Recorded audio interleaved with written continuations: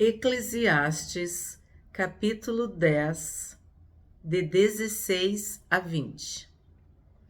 Ai de você, ó terra, cujo rei é criança, e cujos príncipes se banqueteiam já de manhã. Vamos destacar o criança. Criança aqui simboliza uma pessoa imatura, mimada e inexperiente. É o que a Bíblia chama de neófito. Quem quer ter uma posição de honra, de liderança, de proeminência, não pode ser uma pessoa dominada pelos seus sentimentos. Não pode ser imatura, mimada, inexperiente, porque ela vai cometer erros, muitos erros. Porque a pessoa dominada pelos seus sentimentos, pelas suas emoções, ela é uma bomba relógio. Ela é um perigo. Porque se ela está bem, está tudo bem. Se ela está mal, se algo aconteceu, ela não consegue se controlar. Ela não tem domínio próprio, não tem autocontrole, não tem equilíbrio. E ela mete os pés pelas mãos, como se diz. E o sentido que ele fala, cujos príncipes se banqueteiam já de manhã, é o sentido de ceder à carne, aos desejos. São escravos das suas próprias vontades. Ao invés de trabalhar, de fazer o que é justo e digno, se entregam às paixões, aos desejos. São pessoas que estão a serviço de si mesmas. Elas não querem servir ao próximo, ou no caso, ao rei, à terra, aos cidadãos, aos súditos. Não. Ela quer o prazer pelo prazer. Ela quer se entregar aos deleites da vida. Então, tudo isso a gente pode entender a partir dessa palavra, criança. É neste sentido. Uma criança quer um brinquedo e se tu disser não, ela é capaz de se jogar no chão, chorar, gritar, te bater. É a simbologia de que não aceita o limite, não suporta a negação, a frustração, a interdição. Isso simboliza uma criança. Tu tem que ensinar a criança a suportar o não. Então, quando um rei é uma criança, quer dizer, não é que ele tenha 6 anos, 5 anos. Significa que ele não tem maturidade, que ele não tem experiência, que ele não foi experimentado, aprovado, que ele não tem credenciais para estar no trono, porque ele é uma criança. 17. Feliz é você, ó terra, cujo rei é filho de nobres e cujos príncipes se sentam à mesa a seu tempo para refazer as forças e não para se embriagar. Aqui a gente vê o outro lado, o contraste. Um rei que já é adulto, um rei que já é maduro, que já sabe dizer não para si mesmo, que tem uma disciplina, que sabe qual é o seu papel, qual é a sua função, quais são suas obrigações. Feliz a você, ó terra, significa que nós somos abençoados quando temos um líder que sabe se comportar, que tem uma postura, uma conduta em conformidade com o cargo, com a necessidade que esse cargo exige, que está disposto aos sacrifícios que esse cargo, que essa função exige. Então, nós somos felizes. No 16, ai de você, significa que o povo que tem uma criança no governo sofre. No 17, quem tem um rei que é filho de nobres, isso quer dizer que ele tem berço, que ele tem família, que ele tem educação, que ele tem princípios, que ele vive de uma forma correta, né? Filho de nobres, e cujos príncipes se sentam à mesa a seu tempo. Então, recebemos esse conselho em Provérbios: quem come demais, quem bebe demais, quem fala demais, quem faz tudo demais, tem alguma coisa errada. Todo o excesso supõe uma falta, uma carência, uma limitação, algo que não foi vencido, não foi superado, não foi completado. Então, bebe demais, come demais, fala demais, festeja demais, e as suas obrigações? Para que a pessoa deve se sentar à mesa? Para refazer as forças. É isso que está dizendo. E não para se embriagar. O embriagar é satisfazer o seu eu, é querer que as suas vontades sejam feitas. É o prazer pelo prazer. Esse é o embriagar-se. E quem se embriaga perde a consciência, a lucidez, a sensatez e toma decisões erradas. Decisões essas que prejudicarão o povo, os cidadãos. E se nós pensarmos espiritualmente a respeito desses dois textos, o Senhor Jesus disse que quem quisesse segui-lo teria que negar-se a si mesmo. Carregar a sua cruz todos os dias. Esses estariam aptos a seguir Jesus. Aqueles que já morreram para si mesmo. Aqueles que já mataram o seu eu, o seu ego. Que já controlaram esta criança birrenta, mimada, teimosa, rebelde, insatisfeita, que não aceita frustração. Quem fez com que esta criança crescesse, se tornasse um adulto, consegue dizer não, consegue aceitar os nãos da vida. Então, muitas vezes, quando nós estamos ali teimando, resistindo à vontade de Deus, nós estamos agindo como essa criança teimosa, birrenta, que não aceita o não, que não aceita a frustração, que não adia o prazer, que não consegue entender que a vida é feita de sim e de não. De alegria, de banquete, de festa, de descanso, mas também de trabalho, de obrigação, de dever, de sofrimento, de dor. Quem já matou o seu eu pode viver de acordo com Jesus. Convém que ele cresça e que eu diminua. O que quer dizer isso?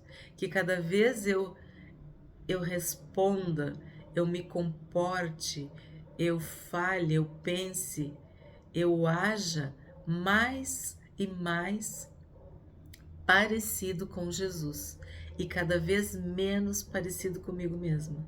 Que as minhas reações, opiniões, decisões se afastem do meu eu e entrem em acordo, busquem a vontade do Senhor Jesus. Aquela vontade que é boa, agradável e perfeita para as nossas vidas. E isso é um exercício de maturidade. Dizer não para sua própria carne, para sua própria vontade, para os seus próprios desejos, para suas próprias paixões. Abrir mão de suas vontades para conhecer e fazer a vontade de Deus. Paulo disse: eu esmurro a minha carne. E ele fazia com que ela se submetesse a ele. Eu esmurro a minha carne no sentido de que eu faço com que ela se dobre. Tem pessoas que são entregues às suas paixões, são entregues aos seus desejos e vivem escravas, totalmente escravas do seu eu, dos seus pensamentos, das suas vontades, das suas emoções. Isso mostra que ainda são crianças, porque quanto mais adulto, mais experimentado, mais maduro, a gente aprende a dizer não. Paulo disse: quando eu era menino, eu agia, eu pensava, eu vivia como menino. Quando eu me tornei homem, eu larguei as coisas de menino, eu abandonei as criancices, as meninices. Prossigo para o alvo, esquecendo as coisas que ficaram para trás. Esses 2 versículos mostram que não é só no âmbito do governo, mas é no nosso dia a dia, nas pequenas atitudes, nas pequenas reações que nós temos, como crianças mimadas ou como adultos experimentados. 18. Por causa da preguiça, o teto desaba, e por causa dos braços cruzados, a casa tem goteiras. Isso é a mais pura verdade. Tudo na vida precisa de manutenção.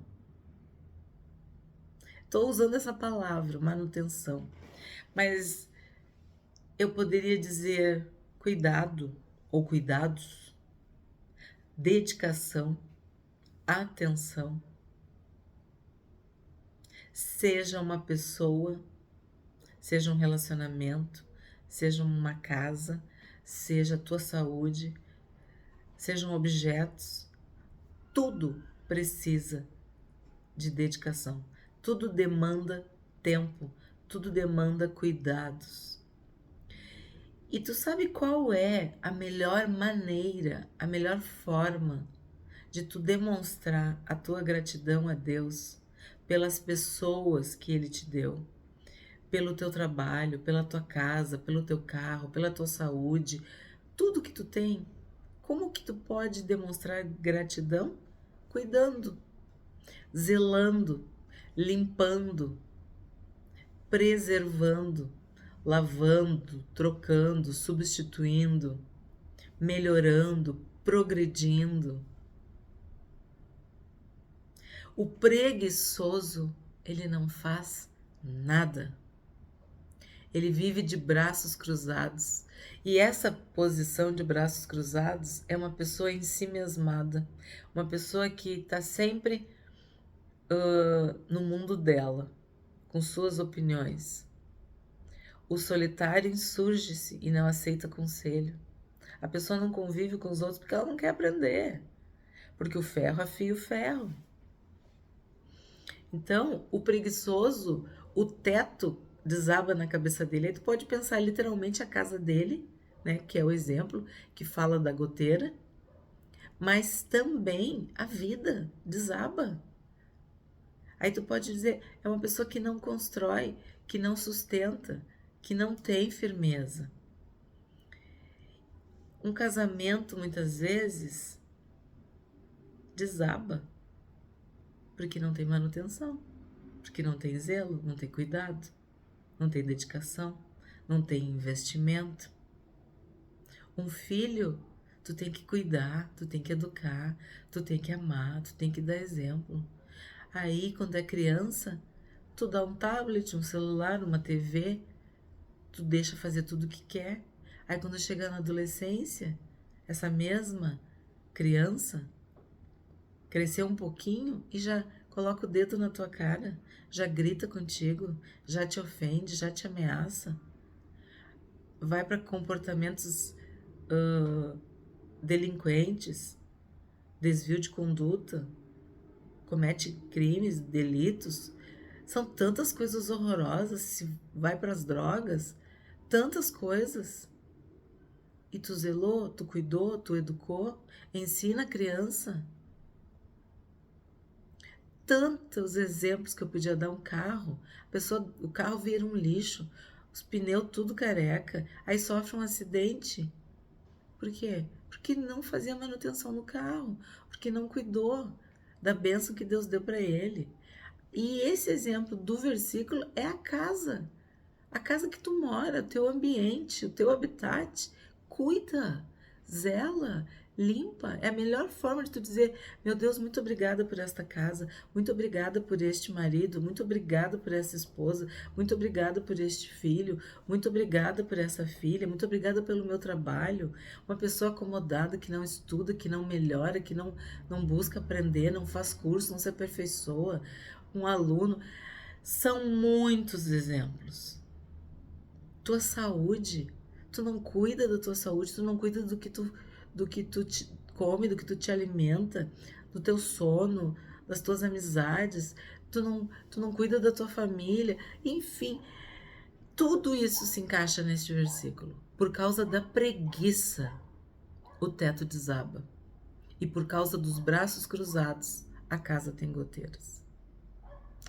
19. As festas são feitas para rir.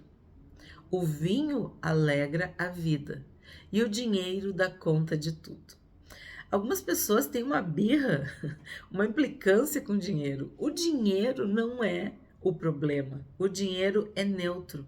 A Bíblia condena, adverte, alerta ao amor ao dinheiro. O amor ao dinheiro é a raiz de todos os males. E tem pessoas que tu não pode falar em dinheiro. Até nós aqui que estamos estudando falar sobre riquezas, isso aí é horrível. Isso não pode, porque isso... Meu Deus, isso é hipocrisia. Aqui está o versículo, ó. Tudo o que tu precisa para ser feliz, para usufruir, para ser satisfeito, contente, para poder ter uma vida digna, confortável, com segurança, tem que ter dinheiro, passa pelo dinheiro, passa pelos recursos financeiros. Como é que tu vai fazer uma festa se tu não tem dinheiro? Tem pessoas que passam a vida, são tão mesquinhas, tão tacanhas, tão miseráveis, que elas não fazem nenhuma festa, não fazem nada. E a Bíblia diz que aquilo que tu retém é perda. Aquilo que tu dá, que tu oferece, aquilo é bênção. Então, convidar teus amigos, teus vizinhos, teus parentes, teus irmãos da igreja, oferecer, ser agradável, ser um anfitrião, isso é bênção. Deus ordena a sua bênção quando os irmãos estão unidos. Então, fazer uma festa tu precisa de dinheiro. Aí o vinho alegra a vida. Tem muitas coisas que alegram a nossa alma e que são frutos do que tu conquistou com o teu trabalho. Tu conseguiu dinheiro. Então, o dinheiro é imprescindível. Imprescindível para as demandas da alma e da vida. Nós precisamos de dinheiro para poder curtir a vida. Então, o dinheiro dá conta de tudo. Se tu tem dinheiro, tu vai ter condições de fazer uma festa, de se alegrar, de convidar as pessoas, de ter uma vida confortável, de ter segurança, de ter proteção. Estamos falando do nível natural, normal da vida. Tu trabalhou, tu guardou, tu gastou, tu ganhou aquele sustento, aquela provisão. Isso é bênção de Deus. Então, o dinheiro dá conta de tudo isso. O dinheiro, ele faz com que uma pessoa viva mais e melhor. Nós sabemos disso. E isso não tem nada de errado. O que tem de errado é tu acumular, é tu amar, idolatrar o dinheiro, é tu servir as riquezas, é tu não ajudar teu próximo, é tu não ser fiel nos dízimos e nas ofertas. Enfim, existem muitos pecados decorrentes do amor ao dinheiro. Mas o dinheiro em si, ele é só o dinheiro. Ele é só um meio pelo qual tu consegue usufruir da vida, das coisas boas da vida. Comer, beber e se alegrar. Esse é o conselho de Salomão para todas as pessoas. 20. Nem em pensamento fale mal do rei, e não fale mal do rico, nem mesmo quando você estiver sozinho em seu quarto, porque as aves do céu poderiam levar a sua voz, e o que tem asas poderia contar o que você falou. O que está por trás desse versículo? O mandamento que diz que nós devemos honrar pai e mãe, por exemplo. Honrar as autoridades. Respeitar aquelas pessoas que Deus colocou acima de nós. Aquelas pessoas que estão elevadas, estão num nível superior a nós. Então, honrar as autoridades, seja quais forem, sejam elas quem for, quais forem, faz parte da lei de Deus, da lei divina. Deus não aceita a rebeldia, os revoltosos, a rebelião. Esses pecados são pecados considerados graves diante de Deus, porque nenhuma autoridade foi dada, nenhuma autoridade existe sem que Deus tenha permitido. Ninguém usurpa, Deus permite. E é Ele que estabelece e que remove reis. Então não cabe a nós amaldiçoar. Nem em pensamento fale mal do rei. De novo, o rei no sentido de governante, de governador, daquele que está acima de ti. Em qualquer esfera da tua vida, viu? E não fale mal do rico. De novo, o que é o rico? O rico é o sábio, é o próspero, é aquele que também, de uma forma social, está acima de ti. Nem mesmo quando você estiver sozinho em seu quarto. Nem em pensamento. Pensa bem, hein? Porque as aves do céu poderiam levar a sua voz, e o que tem asas poderia contar o que você falou.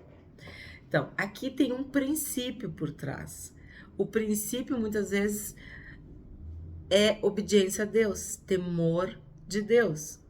Saber que Deus que cuida de tudo, inclusive das autoridades sobre a nossa vida. E isso é muito difícil, às vezes, para um filho que vê um pai ou uma mãe que não são dignos. E tem filhos que se revoltam e eles estão trazendo maldição para si mesmos.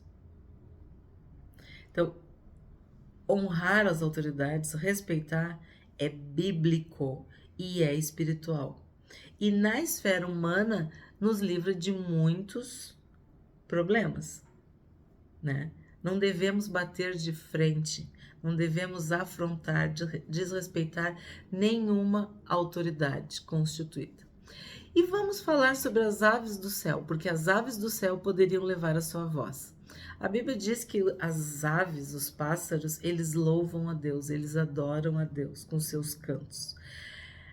Muitas pessoas acreditam que sim, que eles levariam. Outras traduções falam que o que tem asas poderia ser os anjos. Tanto anjos de Deus, anjos do bem, quanto anjos caídos. Então aí depende do que tu tá falando, do que tu tá fazendo. É um texto que é passível de várias interpretações.